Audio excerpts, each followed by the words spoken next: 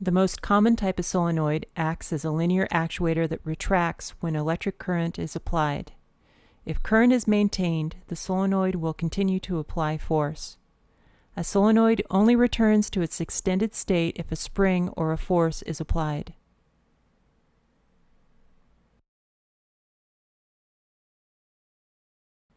A solenoid consists of an electromagnet coil, a high permeability core like iron to direct the magnetic field, and a movable armature made of a similar iron.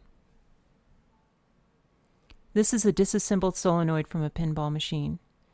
A coil of enameled wire is wound around a plastic bobbin. There's a replaceable coil sleeve that protects the coil. A coil stop goes in one end of the coil. It concentrates the magnetic field and limits the travel of the armature. This is the armature that moves during operation. The entire assembly is held in a bracket that also helps direct the magnetic field.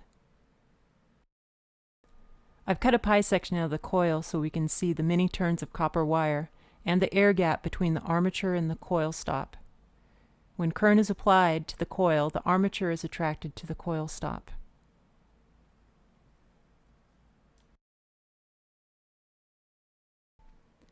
When electrons travel down a wire, a magnetic field is set up around the wire.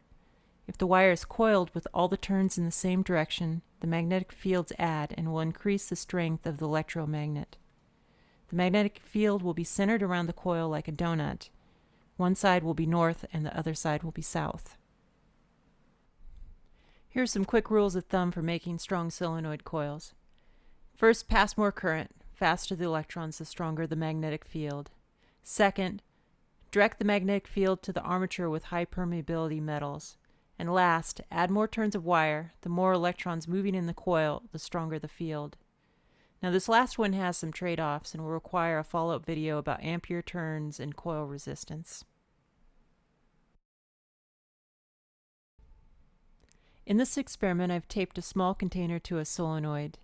I will measure the current required to lift the container empty and then remeasure after adding ball bearings.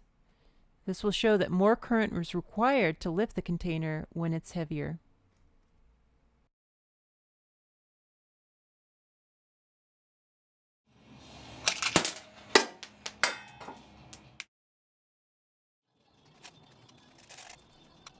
In this experiment, I will lift the container and reduce the current to a low level.